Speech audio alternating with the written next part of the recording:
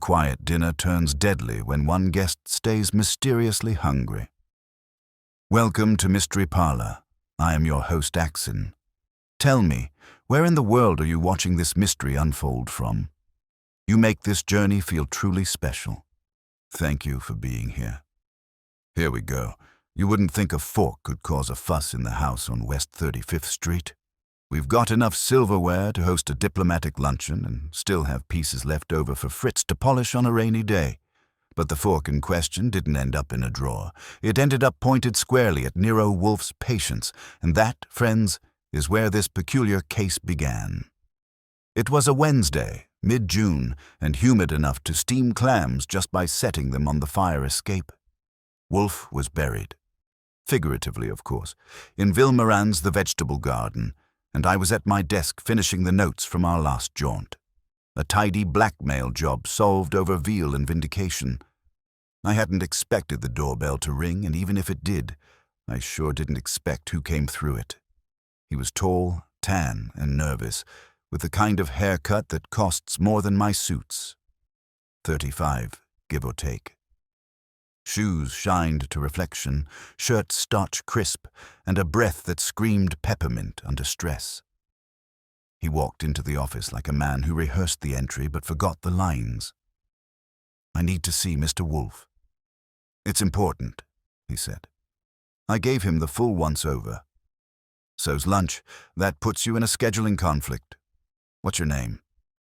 He hesitated. Too long. "Grayson Halloran." I raised an eyebrow. "The venture guy? Halloran and Newbridge?" He looked surprised. "Yes, you've heard of us." "Sure. You almost bought a third of Manhattan last spring. Wolfe doesn't invest, if that's why you're here." He swallowed. "It's not financial. It's personal." That made it worse. Wolfe had all the enthusiasm for personal he had for jogging or modern furniture. Still, I buzzed the intercom. "Yes?" Wolfe's voice slid into the room like it wore slippers. "A Grayson Halloran's here. Says it's personal." Pause. Then, "Pui, show him in." Which I did, with the kind of sideways look that said, "Don't get comfortable." He walked into the office like he was entering a courtroom and took the red chair I offered him without protest. Wolfe didn't look up from his book for a good 10 seconds. Then he closed it with a breath of resignation. "You do not appear ill," Wolfe said. "Yet you bring trouble. Proceed." Halloran blinked. "I believe someone is trying to sabotage me. Subtly. I can't prove it yet. But last night, at a dinner I hosted, someone rearranged the seating, tampered with the food, and insulted my wife's cousin without ever raising their voice. It was deliberate, calculated, designed to shake something loose." Wolfe arched a brow. "Your wife's cousin?" Halloran nodded. "Vivian Marquet, she's difficult but harmless." She left the table before the main course. "Said she felt watched, and when she got home, someone had broken into her flat." I watched Wolfe lean back, eyes narrowing like a cat who spotted a bird in the parlor. He folded his hands over the crest of his stomach. "Who are the guests?" Halloran listed them off. A theater producer, an art dealer, a political campaign consultant, and a former university roommate who'd recently launched a boutique ethics firm, which sounded like a contradiction with a logo. "And Miss Marple?" Wolfe asked. "She was a last-minute addition," Halloran said, which made it stranger. Whoever did this expected her. I chimed in. "You mentioned food. Tampered, how?" "She's allergic to shellfish. The salad had shrimp, though the printed menu said otherwise. She didn't eat, thank God." Wolfe closed his eyes. "So, a dinner party where one guest refused to eat and another left rattled. A break-in followed. You suspect a pattern. I presume your reputation stands to suffer?" "Yes," Halloran admitted. "And I don't know why." Wolfe opened his eyes again. "I dislike dinner parties. They are haphazard social jungles disguised as etiquette.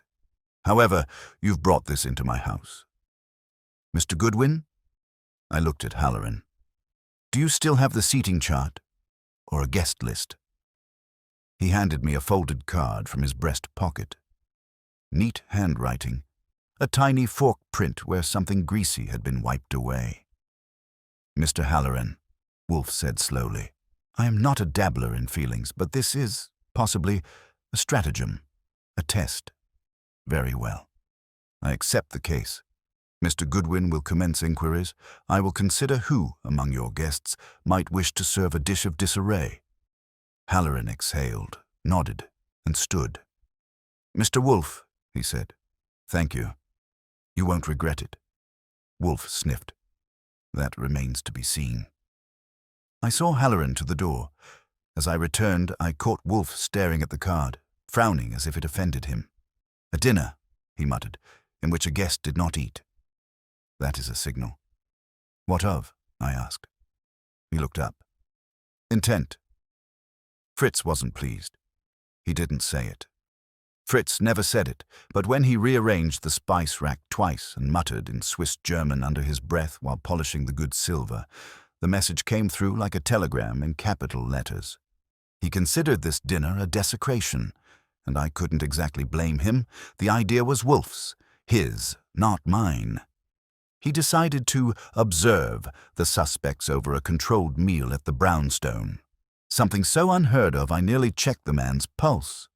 In the 10 years I'd worked with him, Wolfe had allowed a grand total of 4 clients to eat here. Now he wanted 5 strangers at the table, 3 courses, no substitutions, and no talking during soup. I took care of the invitations. Well, phone calls, technically. A little charm, a few vague promises, and the magic words, Mr. Wolfe is hosting a private culinary salon. That got me 4 confirmations, and 1 maybe. Even suspects are flattered by exclusivity. Wolfe sat in the office, issuing instructions like an admiral preparing for a siege. Seating arrangements were crucial. Timing was to the minute. Fritz was told to prepare dishes that could be modified mid-course in case of observation, and I was to serve as maître d', waiter and note-taker. That was the first clue something was off. Wolfe didn't normally script meals like a Broadway play. Not unless he thought someone in the audience might forget their lines, and he wanted to catch them in the act. The guests arrived one by one. First came Lenora Voss, the art dealer. Tall, lean, and lacquered, she looked like she'd been framed and hung over a fireplace in the Hamptons. Her handshake was light, her perfume heavier. Delighted, she said, inspecting the dining room like she was about to bid on it. Then came Simon Cray, the ethics consultant. Rumpled blazer, tortoise-shell glasses, and a voice with just enough hesitation to make you think he meant every word. Interesting home, he murmured. So, structured. Third was Alan DeWitt, the campaign guy. Smiled like a senator, smelled like cologne and calculation. Heard a lot about you, he told me, which I sincerely doubted. His shoes were new, his eyes weren't. Finally, Jordan Clare, theater producer. Compact, crisp, and twitchy. She offered Fritz a compliment in French that sounded vaguely insulting, then breezed into the room like she expected applause. No sign of the 5th guest, the maybe. Grayson's college buddy, Ethan Brand. Which meant someone was being cautious, or clever, or both. Dinner began in the dining room. The lighting was low and golden. Wolfe didn't join them. He never does. He remained in the office, connected by intercom and listening to every scrape of fork on plate. I served. First course, a chilled cucumber and almond soup. Conversation was polite, a little stilted. I watched them like a hawk with a notepad. Cray declined wine. DeWitt talked policy and somehow made it sound personal. Voss made a point of mentioning that she only ate local produce. Claire complimented the broth and then turned to me with a casual, "Does Mr. Wolfe often entertain strangers?" I smiled. "You're not a stranger. You were invited." She raised an eyebrow. So was Caesar to the Senate. I made a mental note of that one. By the time the duck arrived, Fritz's masterpiece, glazed with cherry and rosemary, things had begun to shift. Voss dropped her napkin twice. Cray asked DeWitt if he'd ever had a reputational fire to put out. DeWitt just smiled and asked if the ethics business was hiring. Claire watched them both with that calculating look actors get when they're not in the scene, but they want to be. Dessert was a poached pear with a mascarpone swirl. That's when the intercom buzzed. "Mr. Goodwin," Wolfe said, his voice low and controlled. "Kindly invite the guests into the office, one by one." I nodded. The guests didn't hear. I started with DeWitt, brought him to the office like a kid called to the principal. Wolfe didn't rise. He didn't need to. "Mr. DeWitt," he began, "you're acquainted with Mr. Halloran through campaign contributions." DeWitt nodded. "He supported a few candidates I worked with." "Yet you have not invited him to any fundraisers since the March Gala." "Why?" DeWitt smiled. "We had differences over a candidate. He didn't want to support a challenger I backed." "Differences," Wolfe repeated. "And did those differences extend to Miss Marple?" DeWitt blinked. "Number I barely spoke to her." Wolfe nodded.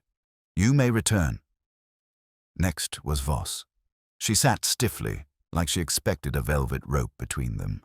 "Miss Voss, you hosted an exhibition 3 months ago. One of the pieces had provenance issues." She frowned. It was resolved. "With Mr. Halloran's help?" Her lips thinned. "He spoke to a collector on my behalf. A small favor. And Miss Marple." She crossed her legs. "She's uncouth. She made a comment about the artist's past. Loudly. It embarrassed the donor. Enough to sabotage a meal?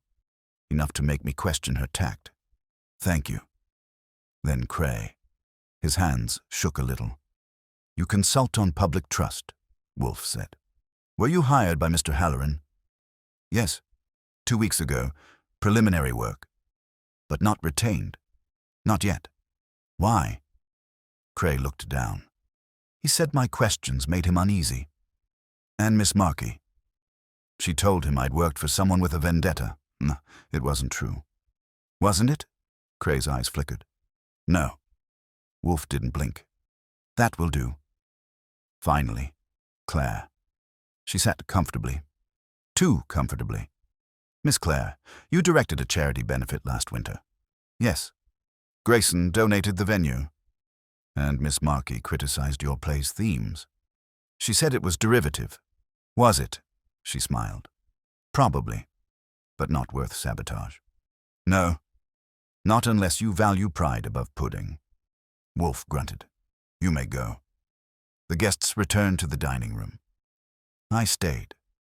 Wolfe was silent for a moment, eyes half-lidded. "I do not yet know," he said finally, "who tampered with the meal, but I know why." I raised a brow. "Go on." He reached for his beer. "To see who Grayson Halloran would protect and who he wouldn't." That gave me pause. "You think the attack wasn't on Vivian. It was on him." "Indeed. Someone laid bait. She was collateral. The point was to watch him choose between risk and loyalty. That choice would tell the saboteur what they needed to know." I let that hang for a second. "Then they're not done." Wolfe sipped. "Number, they're just beginning." The guests didn't linger. They trickled out with the kind of careful civility you use when leaving a wake, polite, subdued, and trying not to admit something felt off. No one asked about Mr. Wolfe or the pointed little interviews that interrupted dessert. They knew better. Or at least suspected better. I walked Lenora Voss to the door and caught a flash of tight-lipped annoyance beneath the surface polish. She muttered something about performance art with forks and floated out into the warm night. Simon Cray gave me a look that might have been concern or calculation, hard to tell under the tortoise shells, and asked if he'd be receiving a formal evaluation. I told him the only grades given here were silent and irreversible.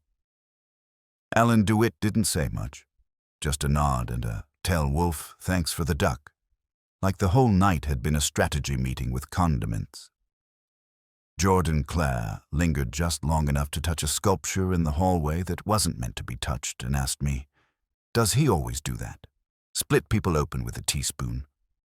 Then she winked and left. That left Wolfe and me alone in the office, the silence settling in like a third party. I sat. He didn't move. The beer was half gone.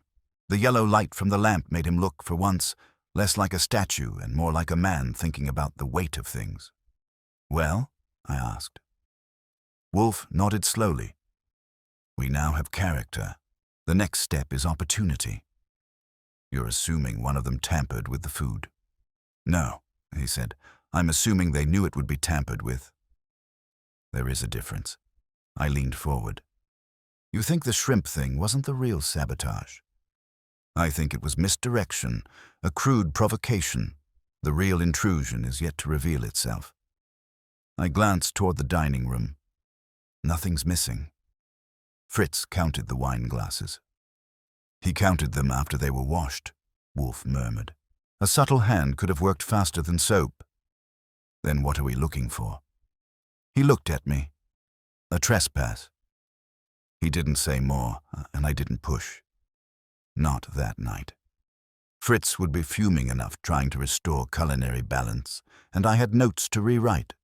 But I didn't like the feeling I went to bed with, that someone had entered our space with silk gloves and left something behind. Not a mess, not a threat, just enough air disturbed to feel it was no longer ours alone. The next morning was clean, bright, and deceptively normal. Fritz made corned beef hash with poached eggs, and Wolfe consumed it without commentary, which was either high praise or high suspicion. At 10 o'clock sharp, the doorbell rang. I opened it to find Vivian Markey herself. She was in her early 30s, dressed in all black with the kind of posture that suggested fencing lessons and parental expectations.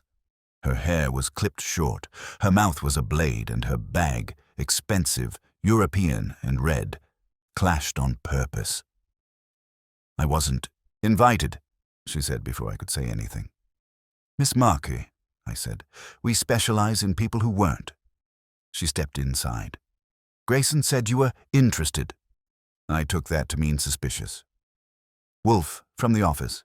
Mr. Goodwin, please." I led her in. She did not sit. She paced, very slightly, as though staying still might make her a target. "I didn't eat," she began. "I know," Wolfe said.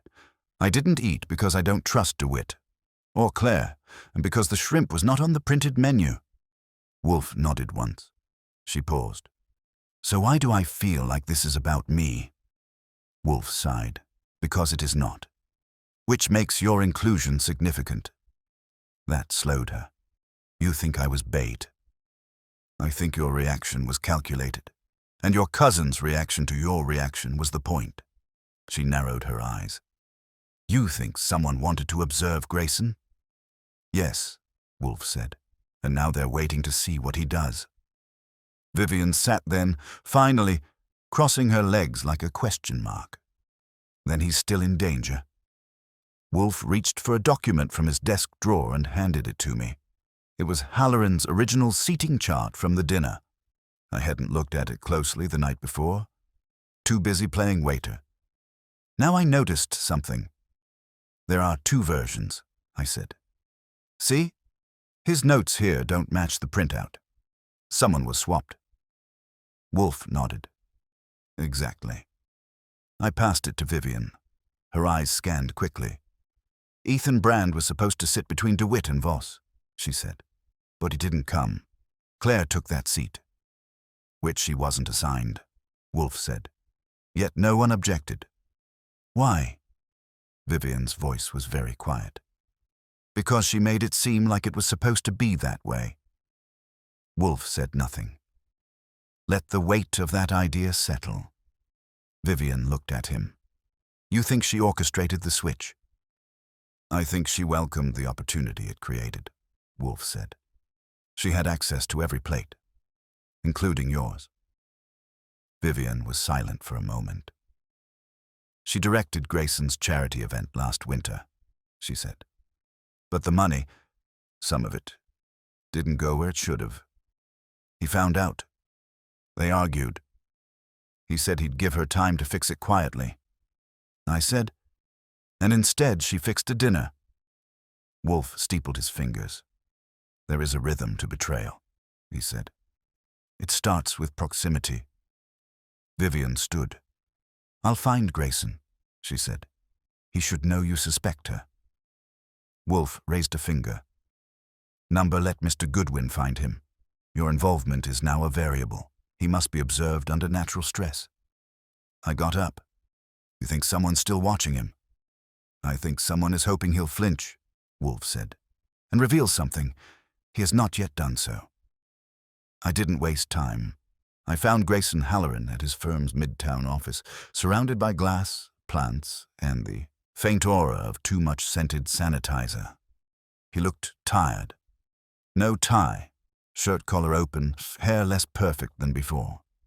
Archie, he said, was the dinner? Enlightening, I said, but it raised a few questions. He nodded and led me into a side office. I got right to it. Jordan Clare sat in Ethan Brand's seat. He blinked. She did. I didn't notice. Vivian noticed. His face stiffened. Jordan's got style, he said, and confidence. She makes things happen, but I waited. She asked me last week to write a letter of endorsement for a grant. I refused. I told her I couldn't get involved with the foundation she's starting. It overlaps with the one we're launching for civic media literacy. And she was unhappy? She smiled, said she understood. I nodded. Some people understand like a snake understands a footstep. He gave me a wan smile. There's more, he said. That got my attention.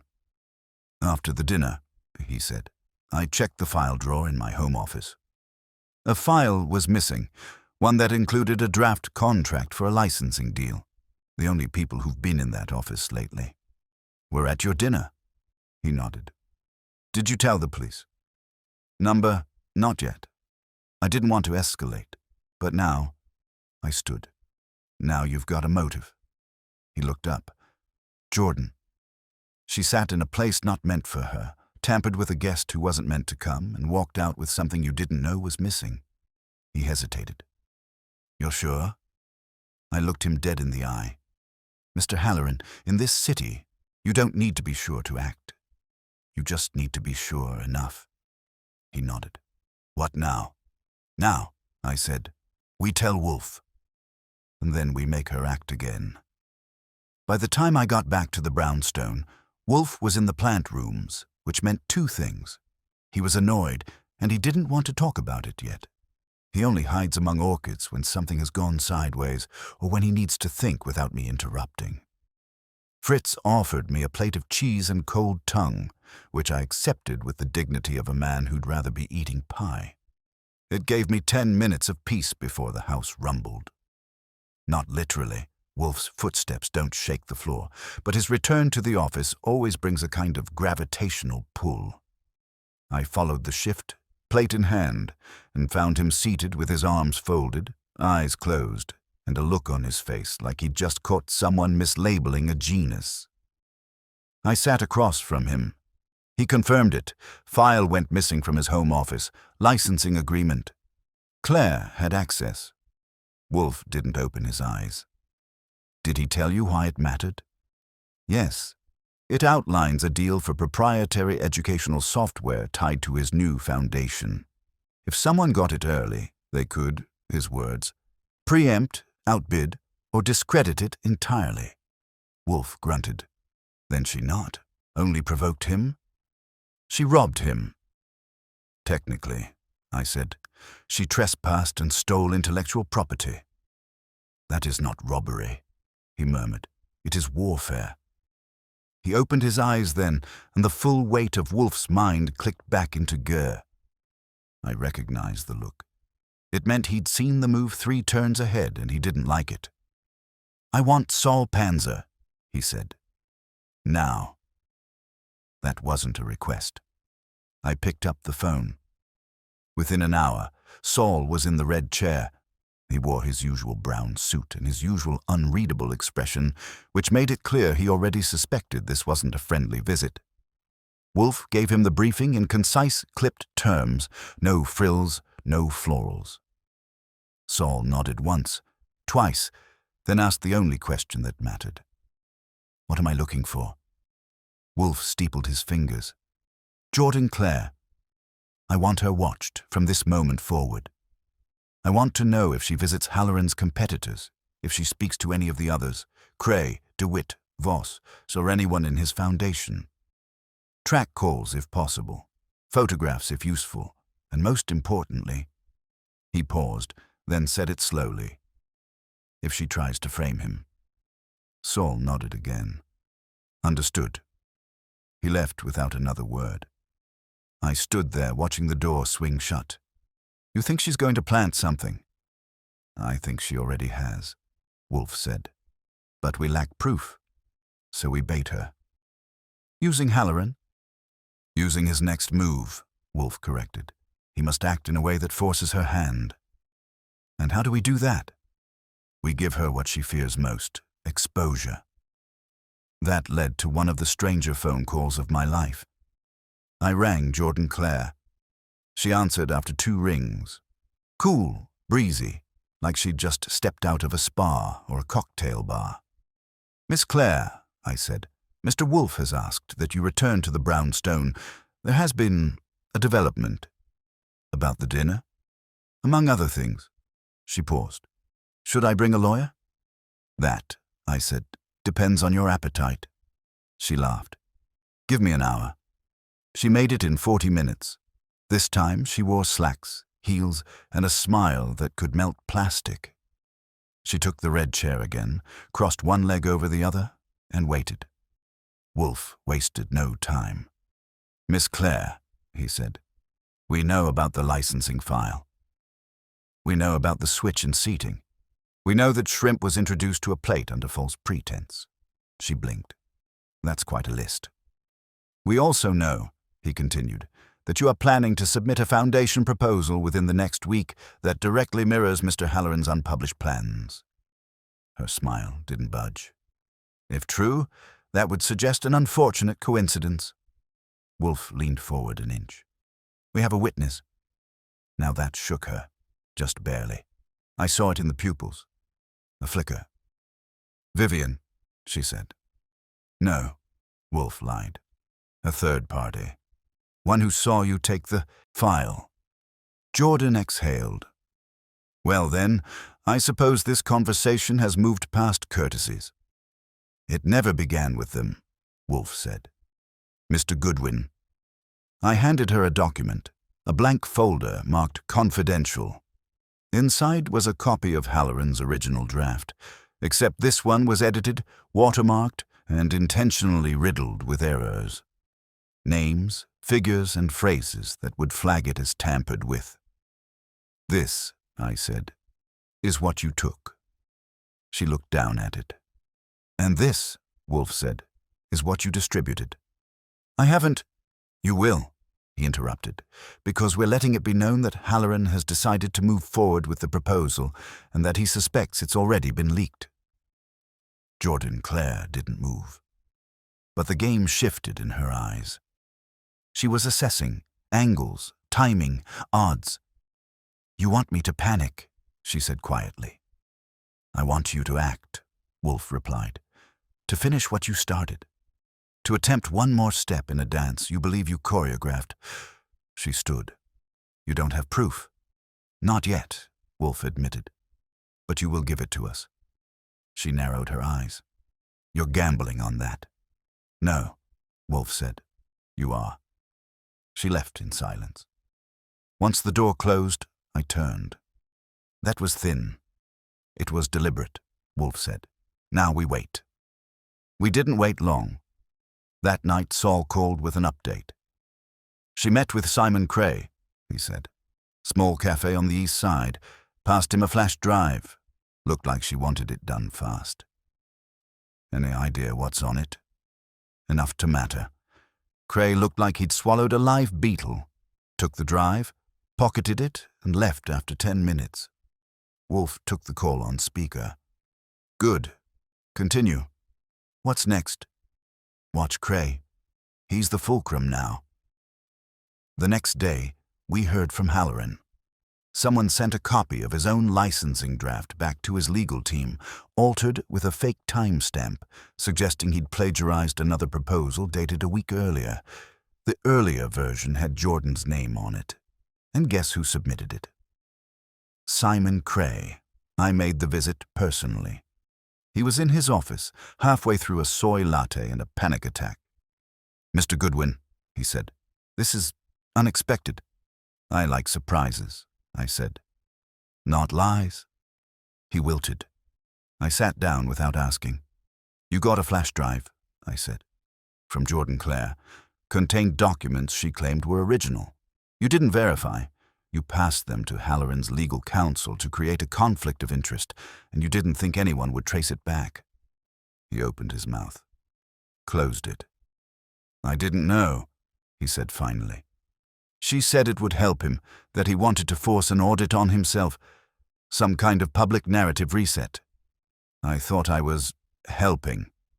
You thought wrong. I didn't know it was fake. That's not your defense, I said. That's your motive, he slumped. I'm not cut out for this.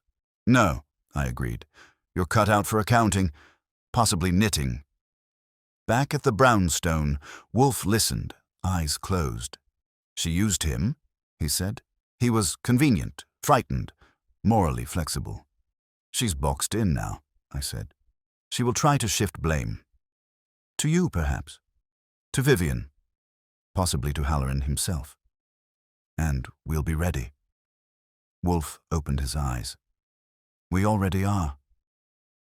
If you'd told me a week earlier that the drama of a pilfered shrimp salad and a dinner guest who refused to chew would lead to a legal ambush via flash drive, I'd have laughed and poured another drink. But that's the thing about sabotage. It dresses up like etiquette, then stabs you between courses. And now we were in the final act, only the curtain hadn't dropped yet, and the star performer was still pretending she didn't know her lines had been rewritten. Wolfe had been quiet most of the morning. Not brooding, not sleepy, strategizing, which in his case meant lying in the red leather chair like a Roman senator, eyes half closed, fingers lightly steepled, as if the very air had to pass cross-examination before it could reach him. At 10:32 a.m., he stirred. Mr. Goodwin, he said, the play proceeds, but we require a final cue. I looked up from my notes. Jordan's panicking, Cray's confessing to anyone with a conscience, and Halloran's lawyers are preparing to file a cease and desist with teeth. You want more? I want resolution, controlled, public, but not theatrical. Mr. Halloran must emerge intact. Miss Clare must not. I take it this isn't something I can solve with charm and a cheese platter. Wolfe gave me a withering glance.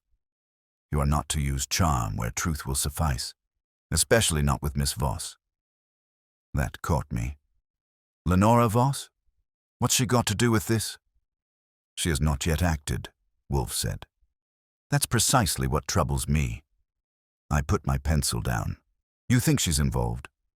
She is connected. She sat opposite Miss Marple. She conversed little, observed much, and she left without a single remark about the meal. You're saying she noticed something? I am saying, Wolfe said, that she noticed everything. We needed to flush her out, but gently. No subpoenas, no salvos, just an invitation. So I made a phone call. Miss Voss, I said when she picked up on the third ring, Mr. Wolfe requests your presence at the brownstone this afternoon. Why? Her voice was clipped, cold as a gallery wall. To complete the picture, there was a pause. What time? 3 o'clock. We'll have tea. She arrived at 2:57. Punctuality always looks suspicious when it's too precise.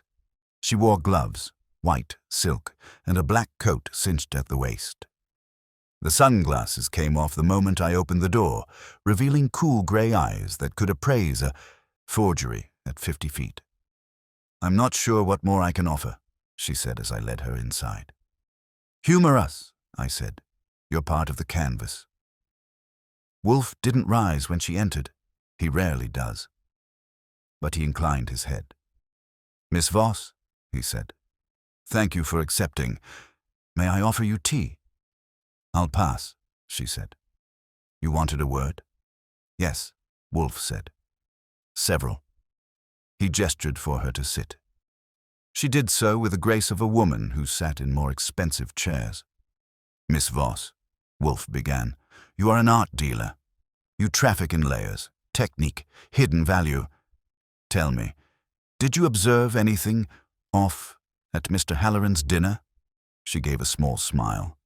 Aside from the social dynamics, it was a battlefield in formal wear. Wolfe nodded. Indeed. And you did not intervene? No, she said. I don't own a sword. Wolfe watched her carefully. You also didn't eat much. I never do. Yet you lingered at the table. I was watching. Whom? She crossed her legs. Everyone. That got Wolfe's attention. You anticipated a disturbance. She gave a tiny shrug. Let's say I recognize the type. Claire is ambitious. Cray is manipulable. DeWitt plays power games.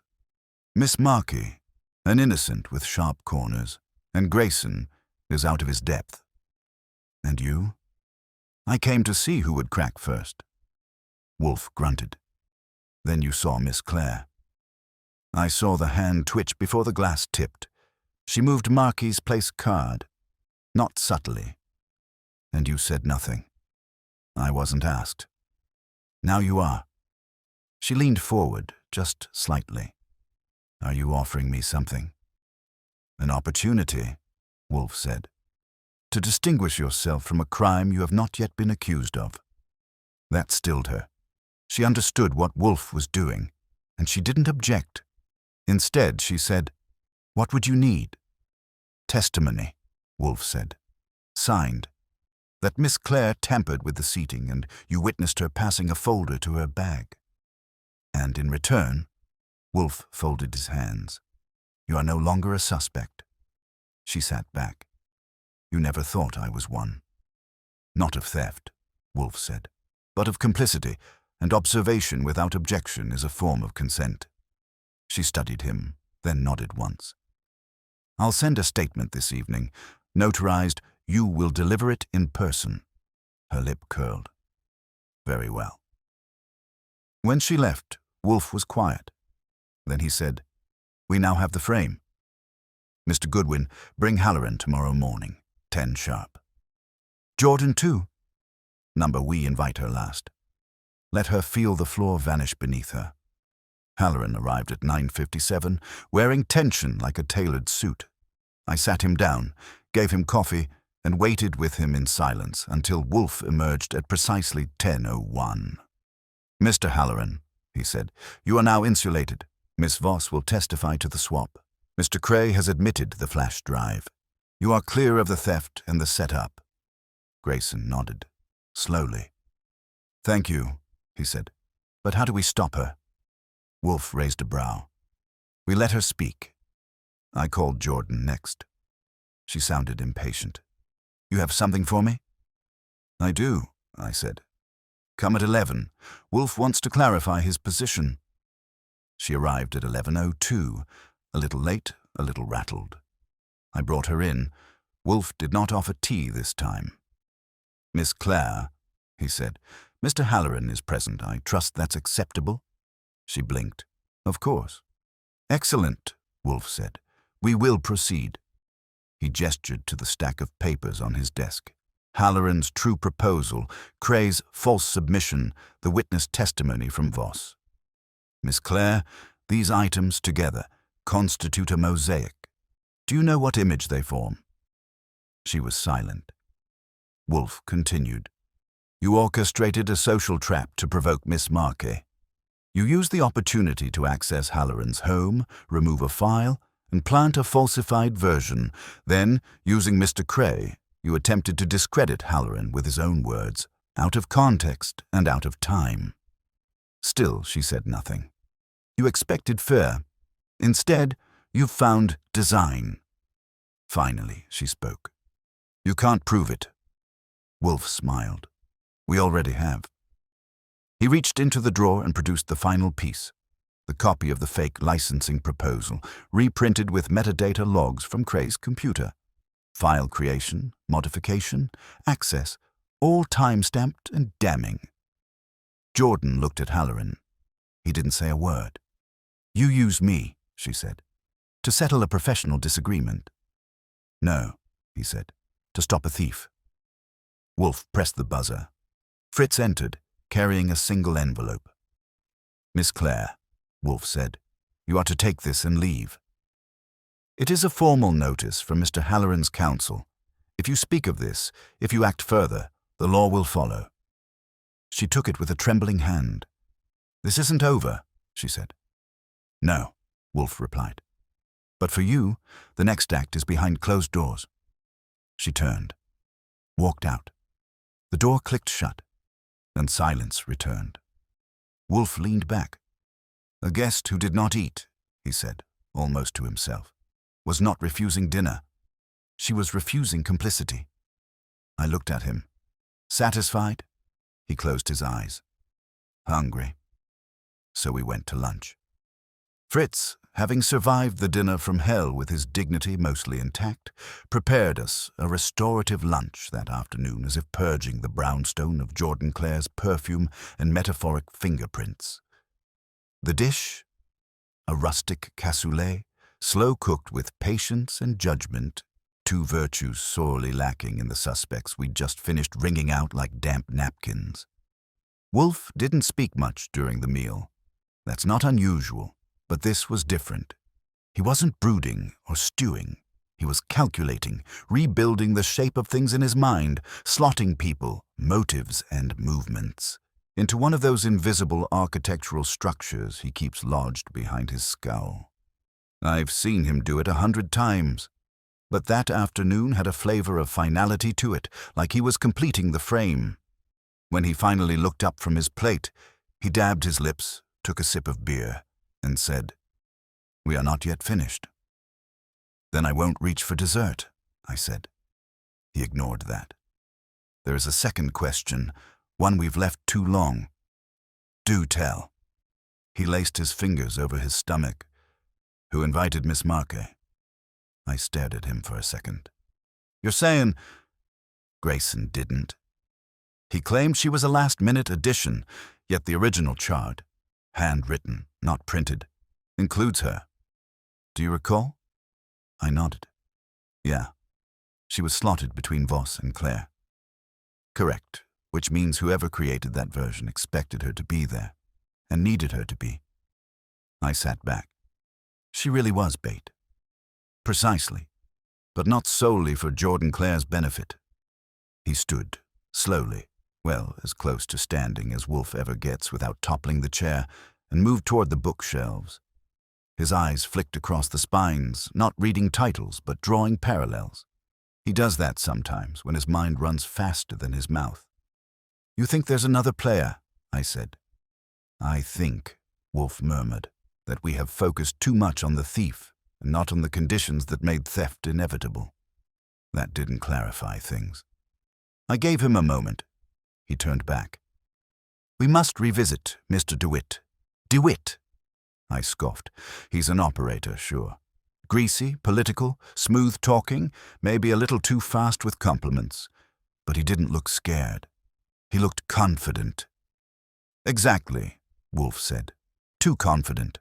Mr. Halloran's licensing deal was not yet public, yet DeWitt, during the dinner, made a subtle reference to emerging technologies in education platforms." I blinked. "Wait. Yeah, I remember that. He said it while buttering a roll." Wolfe nodded. "Too specific, unless he had knowledge." "You think he tipped Claire off?" "I think he stood to benefit from Halloran's discreditation." It was time for another visit. I called DeWitt's office. Got his assistant, who sounded like a yoga instructor with a law degree. DeWitt was between meetings. I offered a polite version of Make time or make excuses. He made time. He met me in a private room at a midtown club I'd never have gotten into without a tie and a fabricated lineage. The room was walnut-paneled and smelled like ambition and cigars. DeWitt was already seated, drink in hand. "Mr. Goodwin," he said smoothly. "Pleasure." "Let's not pretend," I said. "You knew about Halloran's licensing project. Before the dinner, before Claire." He blinked once. "That's a loaded statement." "It's a fact," I said. "Wolfe doesn't guess. He observes. And he's observed. Enough to know you're not just a man who heard things. You're a man who placed things." DeWitt leaned back. "You have nothing on me." "Maybe not directly," I said. "But we've got Cray, who's flipped like a hot cake. And we've got Claire, who now faces 2 lawyers, 1 ethics panel, and a career dry-cleaned of endorsements. What we don't have is the missing step, the person who steered her. The hand on the lever." He raised his eyebrows. "You think I'm that clever? I think you're that bored." That hit home. He swirled his drink. "I didn't tell her to take anything," he said finally. "I mentioned the licensing deal in passing, at a lunch. She latched on to it, took it too far. You let her. I didn't stop her." There it was. Not guilt, permission. "She wanted to position herself," he continued, "make herself indispensable to someone, anyone. She thought if she delivered a win by sabotaging Halloran, I'd help fund her foundation." "Would you have?" he smirked. "Depends if it worked." I stood. "Then you're a parasite." "Not a partner." He raised his glass. "I prefer to think of myself as strategic." When I returned to the brownstone, I found Wolfe exactly where I'd left him, seated, beer replenished, eyes closed. "Well," he said. "He admits to the nudge," I said. "Didn't tell her to steal it, but he opened the door. She walked through." Wolfe grunted. "Typical." He opened his eyes. "This," he said, "is not merely about theft. It is a morality play, one written in roles none of them understood." I frowned. "You want to bring DeWitt in, too?" "No," Wolfe said. "We will let him float, unindicted, but documented. Halloran now knows who his enemies are. That is more valuable than arrest." I nodded. "So what's left?" Wolfe paused, then said, "Miss Marple." That surprised me. "She's not a suspect." "No," Wolfe agreed. "But she was used. I dislike when the innocent are weaponized without consent. She might not see it that way. She will." I called her that evening, asked her to come by. She did, cautiously, but without drama. She sat in the office with the same guarded elegance she'd had on her first visit. "I suppose you've solved it," she said. "We have," Wolfe said. "And you were bait," Wolfe said. "First for Claire, then for DeWitt. But you were also an audience. They relied on your silence, your discomfort." She nodded slowly. "I felt it. I'm offering you an option," Wolfe said. "To speak. To put your experience on the record. Quietly. Legally. If Halloran proceeds with civil litigation, your testimony will contextualize the manipulation." Vivian looked at him for a long time. "You want me to become the footnote that explains the crime?" "No," Wolfe said softly. "I want you to become the warning that prevents the next one." She didn't smile, but she didn't say no. "I'll draft a statement," she said. She stood, then hesitated. "Thank you," she added. When she left, Wolfe leaned back again. It was over. The storm had passed. The dinner had become postscript. "Hungry?" I asked. Wolfe closed his eyes. Number just ready for silence. And silence finally came. The brownstone, when it's quiet, has a kind of cathedral calm. The walls don't echo, they absorb. The carpets soften footsteps. The bookshelves seem to hold their breath. It's the kind of silence that means things are in order again. No guests, no perfume trails, no planted files, or fake shrimp or smug power players pretending not to notice they've tipped the first domino. After Vivian left, I gave Wolfe what he always wants most after a case: space. Not solitude, not retreat, just space. For the better part of the next day, I stuck to errands, reorganized my notes, and only broke the stillness once to ask Fritz for a second helping of his apple strudel, which deserved the Pulitzer if they ever gave one for pastry. Wolfe, for his part, didn't ask for anything, which meant he was thinking. At precisely 4:30 p.m. he spoke. "Mr. Goodwin," he called from the office, voice calm and even. "You may come in." I set down my pen, stretched, and walked into the room. Wolfe sat behind his desk, beer freshly opened, and a crisp white envelope in front of him. No name, no return address. Just paper, perfectly folded, placed precisely in the center of the blotter like a riddle. "What's that?" I asked. He tapped it once with a thick finger. "Delivered this afternoon, by hand. Fritz accepted it." I frowned. "No courier label?" "Number nor signature." That got my attention. I opened the envelope carefully. Inside was a single typed sheet. The font was generic. The language wasn't. "To Mr. Wolfe. Consider this a courtesy. I underestimated your appetite for nuance. You saw not just the thief, but the theatre, and the playwrights. I did not expect that. You have won this match. But I doubt it will be the last. X." I let out a low whistle. "No signature." He shook his head. "Merely an admission." "Claire?" "Unlikely," Wolfe said. "She lacks the restraint." "DeWitt? Possibly, or someone above him." That made me blink. "Above?" "There's always someone above," Wolfe said, lifting his glass, "particularly in a network of silent funding, legal pressure, and strategic smear." I sat down. "You're saying what we solved was only the visible part?" "I'm saying," Wolfe replied, "that this was not a theft for profit. It was a rehearsal, a test of weakness. Halloran's foundation represents influence. Someone wished to know whether it could be compromised. They now know it cannot. That's not exactly comforting." "It is the truth." We sat in silence for a moment. Then Wolfe added, "Saul's last report confirms it.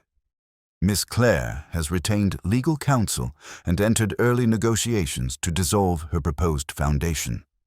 And DeWitt? Publicly neutral. Privately, no longer trusted.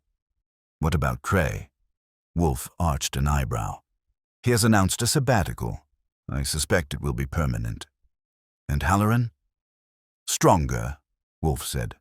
"Wounded but wiser. I find him tolerable now. He has learned that power is not protection. It is provocation." That was Wolfe's version of optimism. I sat back, hands behind my head. "Well, that's that," I said.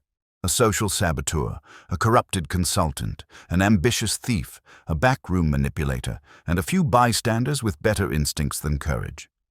He grunted. "A feast of human frailty." "And it all started," I said, "because someone didn't eat their shrimp salad." Wolfe glanced at me. "She didn't eat, Mr. Goodwin, because she understood something no one else at that table did." "Which was?" He reached for his book, The Education of Cyrus, if I remember right, and opened to his place. That dinner was never about food. It was a question: who will act with integrity when offered the chance to do otherwise? Only Miss Marple refused the bait. That refusal made everything else possible. I stood up.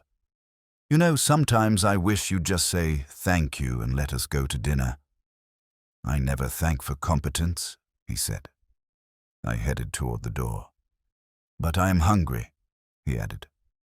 That was my cue. Fritz served lamb shanks that night, braised in white wine and rosemary, with roasted root vegetables and fresh-baked bread that could restore anyone's faith in civilization. Wolfe ate slowly, quietly, his face softening, not from fatigue, but from satisfaction. Afterward, we retired to the office for brandy. No phone calls, no reports, no surprises. At some point, I said, "Do you think she'll come back?" "Jordan Clare." "No," Wolfe said, "but someone like her will." I nodded. "Then we wait." He lifted his glass. "We prepare." And that was the end of it. No fanfare, no fireworks. Just two men, one mystery, and a very expensive dinner that never got eaten. But make no mistake, the appetite for justice, that was thoroughly satisfied. It rained the next morning, not the wild, dramatic kind of rain that hammers rooftops and floods cellars, the subtle, tapping kind.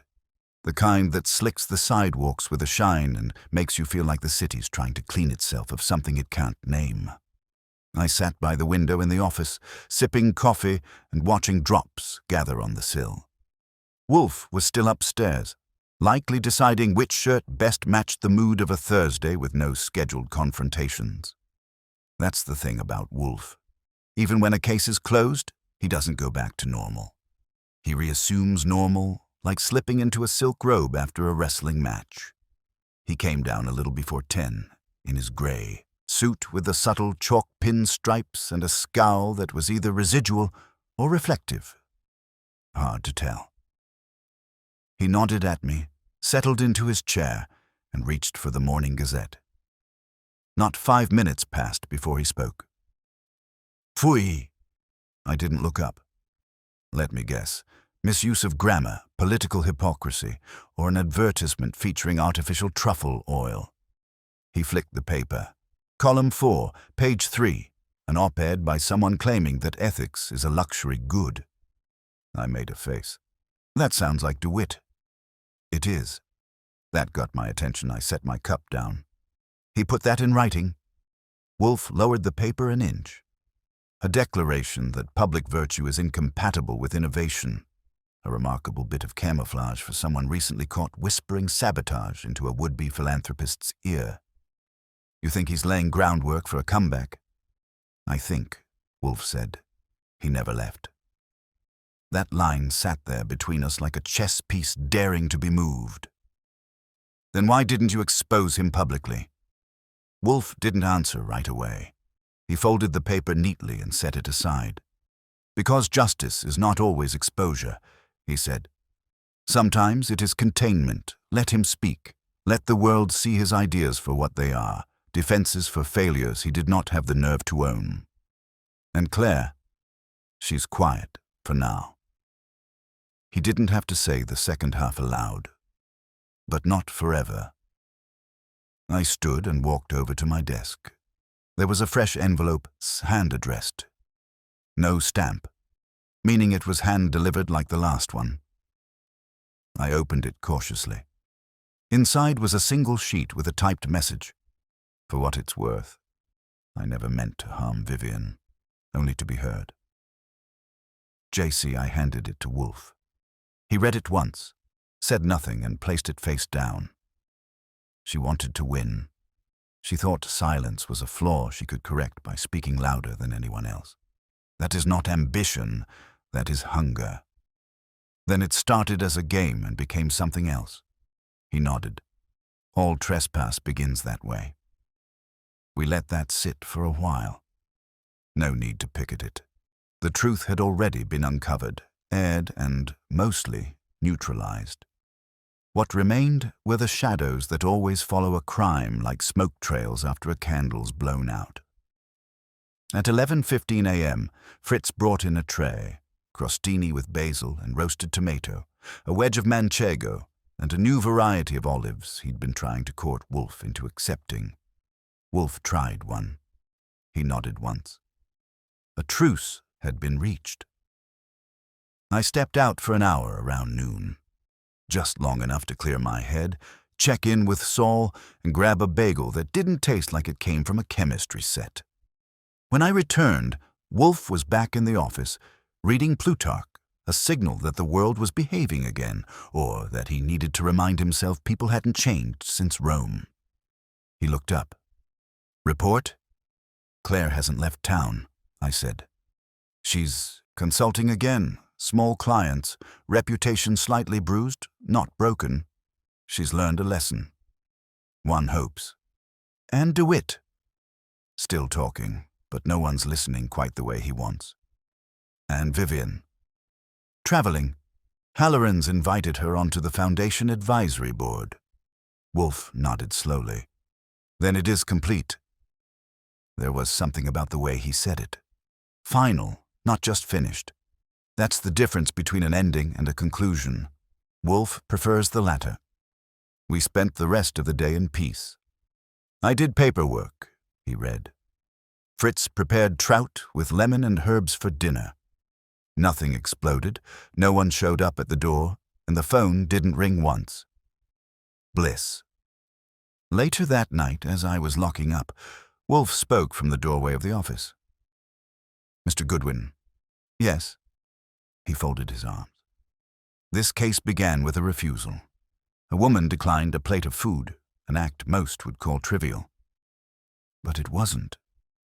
No, Wolfe said. It was the only honest act performed at that table. I nodded. It changed the game. It defined it, he replied. Then he turned and went back inside. That's the thing about Wolfe. He doesn't offer closure in the usual way. No trophies, no parades, no speeches. Just an observation. A distillation. A morsel of truth plated so cleanly it gleams. I locked the door, turned out the hall lights, and paused at the sound of the last drops of rain tapping on the window. Somewhere in the city, another scheme was probably beginning. Someone was drafting an email, altering a document, moving a name one line up on a spreadsheet. The gears of strategy, ambition, and ethical elasticity never stopped turning. But not here. Not tonight. Tonight, the brownstone held. Inside its walls, the wine breathed, the books slept, and the guest who hadn't eaten, the one who refused to be used, had been heard after all. And as far as Nero Wolfe was concerned, that was justice enough. The next morning brought with it one final visitor. We weren't expecting anyone. There were no appointments on the calendar, no calls made, and no hints of lingering threads. Wolfe had declared the case complete, and when Wolfe says a thing is finished, it's like carving it in marble. But then the bell rang. It was 9:41 a.m., an awkward time, too late for breakfast, too early for trouble. I went to the door, bracing for a magazine solicitor, a lost delivery man, or, worse, a reporter with a smile that meant misquote incoming. Instead, I opened it to find Ethan Brand. Yes, that Ethan Brand, the one who never showed up to the original dinner party and whose name had floated just above suspicion like a cork that never quite sank. He looked sharp, rested, and moderately apologetic.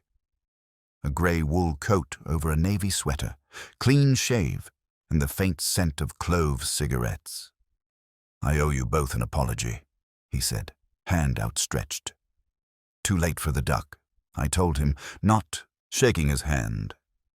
He smiled anyway, the kind of smile that said he was used to charm doing the heavy lifting. May I come in? I hesitated, then stepped aside. You can explain yourself to Mr. Wolfe, though don't expect flattery to count as currency. He nodded, stepping over the threshold like it was sacred ground. For Wolfe, it kind of was. I led him to the office. Wolfe didn't look up from his book, The Structure of Scientific Revolutions, which he'd apparently pulled off the shelf as palate cleanser after Plutarch. He turned a page. Sighed. You are Mr. Brand, he said flatly. Yes, Ethan said, and I know I'm late. You were absent. Deliberately, Ethan said. That got Wolfe's attention. He closed the book gently and set it aside. Speak. Ethan sat, uninvited but not unwelcome. He was the type of man who believed his own reasons were reason enough, which made him dangerous in boardrooms and slightly irritating in living rooms. I didn't attend the dinner, he began, because I suspected it wasn't a dinner. at least not in the traditional sense. You were invited, Wolfe said. Why refuse? Because I knew Jordan was up to something, and I knew DeWitt would be watching. Explain, Wolfe said. Ethan crossed one leg over the other, relaxed now. I was close to Grayson once, closer than I am now. We built something together years ago, but I left the business before the big funding rounds. We parted cordially. Still, I keep tabs. And recently, I'd heard things. What sort of things? I asked.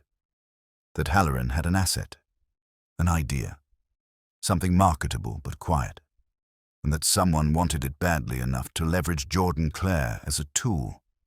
I knew Jordan peripherally, through DeWitt. They move in similar circles. I got the dinner invite through her. That was the tell. Wolfe's fingers laced slowly. You suspected sabotage. I suspected espionage, Ethan said. But social, not corporate. Sabotage disguised as grace. And yet you said nothing. Ethan's expression shifted. Just a hair, but enough. If I'd spoken out, I would have drawn attention. DeWitt doesn't operate like a common thief. He watches reactions, measures trust.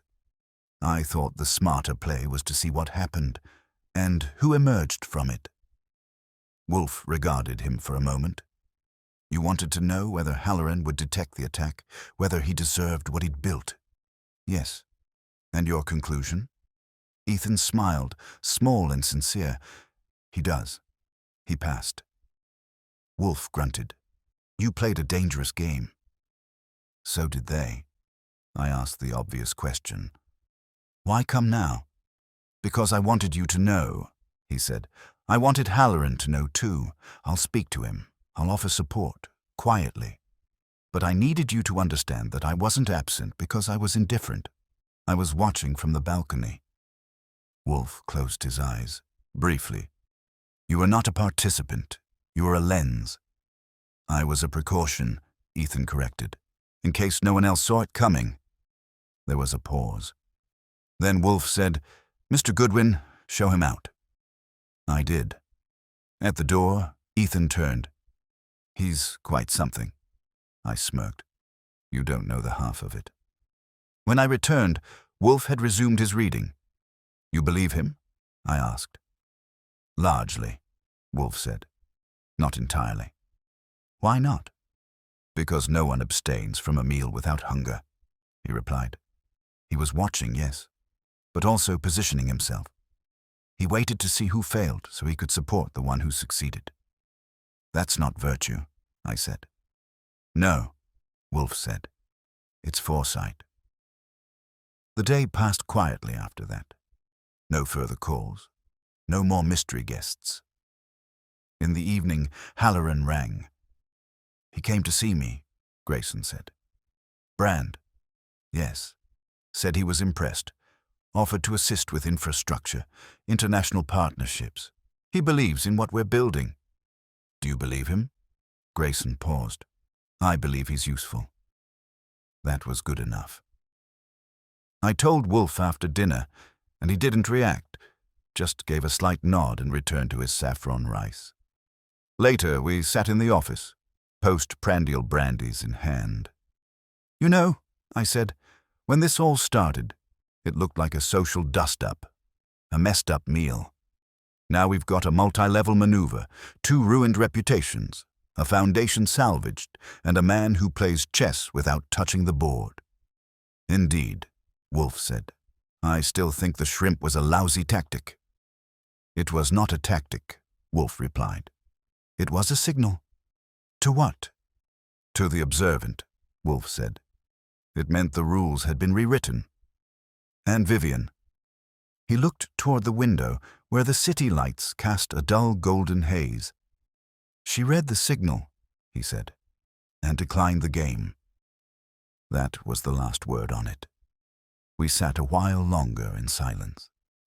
Outside, the city pulsed like a living machine, gears of ambition still grinding, dreams still traded like currency, and somewhere, probably, Another dinner invitation being drafted with hidden intent behind elegant font. But not here. Inside the brownstone, order had returned. And Wolfe had eaten well, thought better, and, as always, won. Which meant all was right with the world. For now. The case was closed. The visitors had gone. The office, once again, smelled faintly of old paper, polished wood, and the lingering musk of Wolfe's favorite beer, J. Henry's export, which he sipped like a monk honoring a vow. It was a Thursday evening, and the only item on the agenda was peace.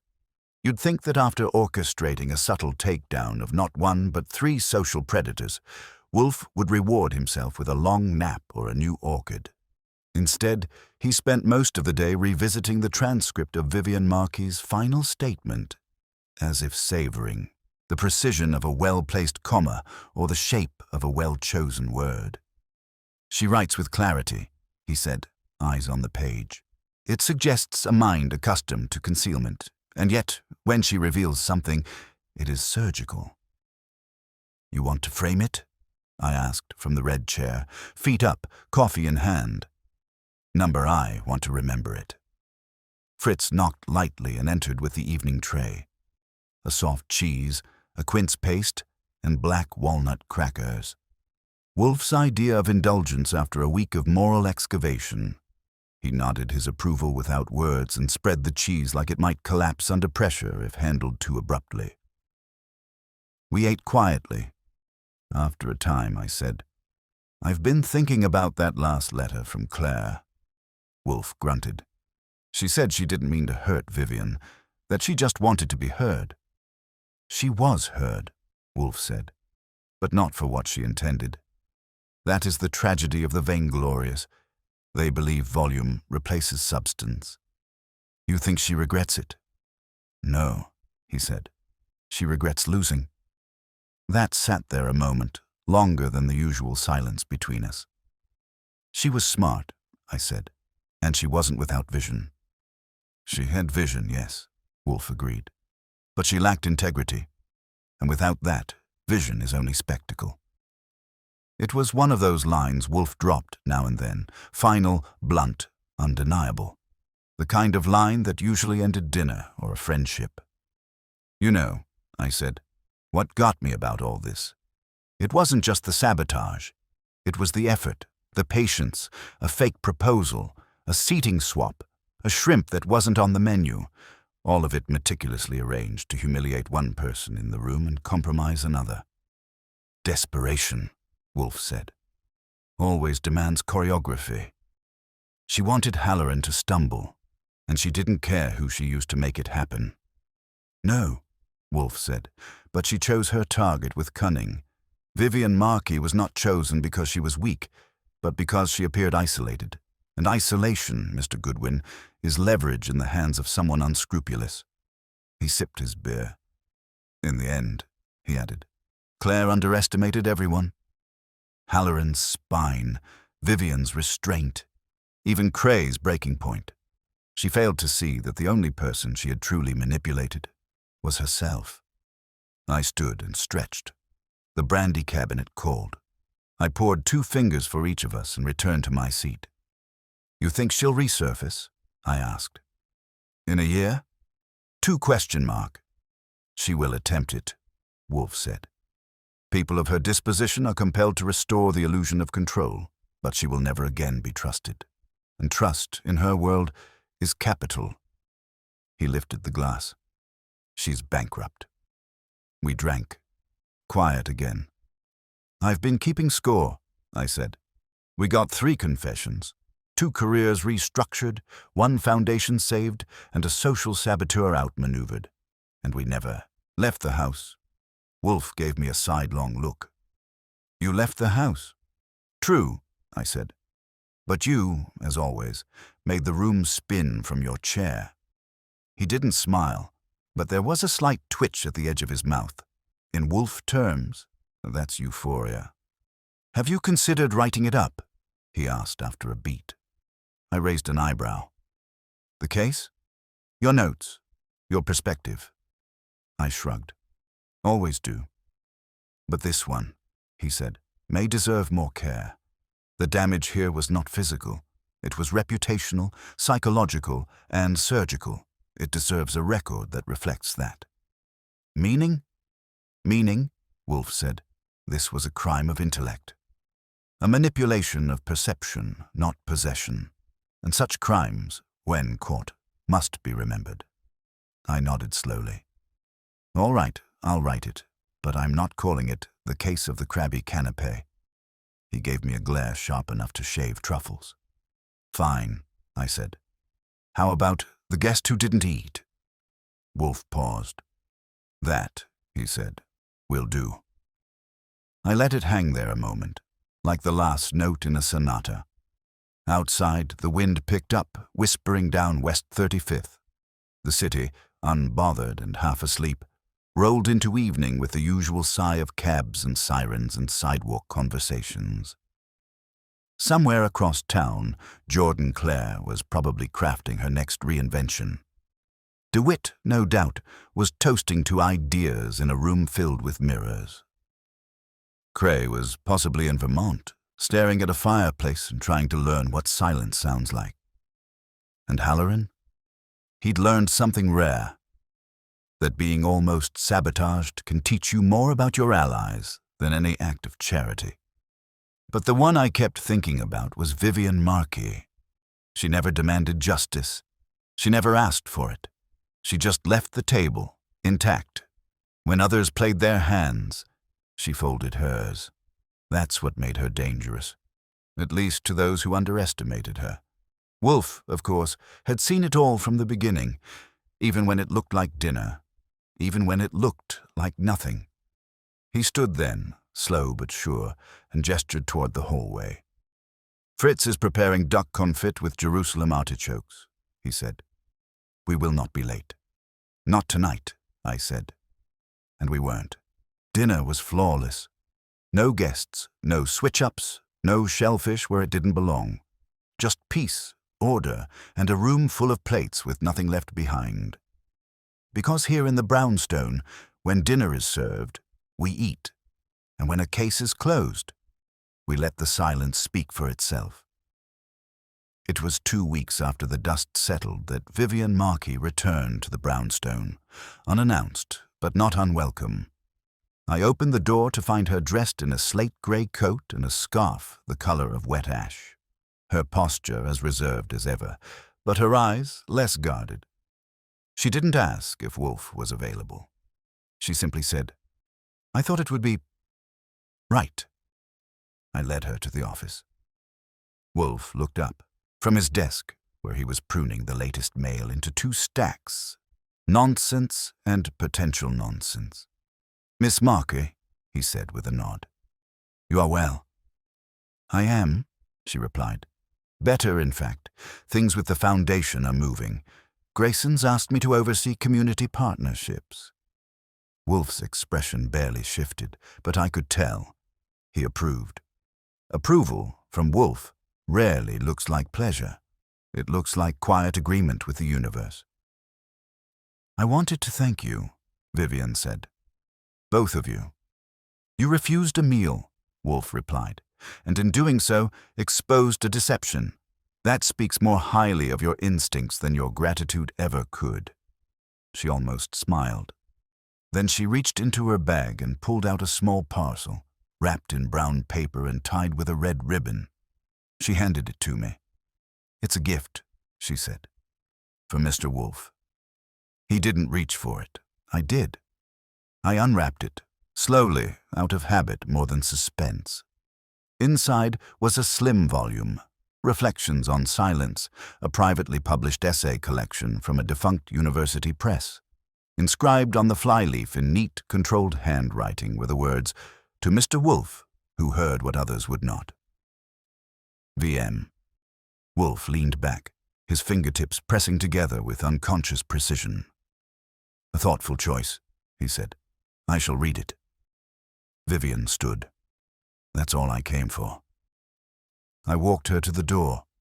As she turned to leave, she looked back at me. There are more dinners, you know, she said. Other tables, other games. I'm sure, I said. But this time, she added, I'll know when to walk away. She left into a spring sunlight that had finally burned through the city's haze. Back in the office, Wolfe was already thumbing the first few pages of the book. It's rare, he said, that someone acts not out of impulse, but restraint.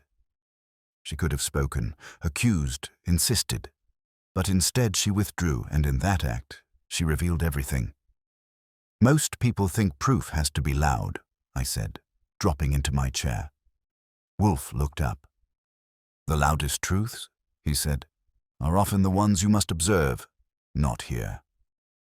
We sat in silence, which seemed appropriate. Later that night, Wolfe requested a dinner devoid of commentary, guests, or subtle manipulations. Just Fritz's roast squab, wild rice, and a sherry that cost more than a few of our cases had earned us. Afterward, as we returned to the office for our usual brandy and postprandial ease, Wolfe said something I wasn't expecting. Mr. Goodwin, he said, swirling the glass, this case has reminded me of a fundamental point. I raised an eyebrow. Only one? People, he said, do not betray for gain alone.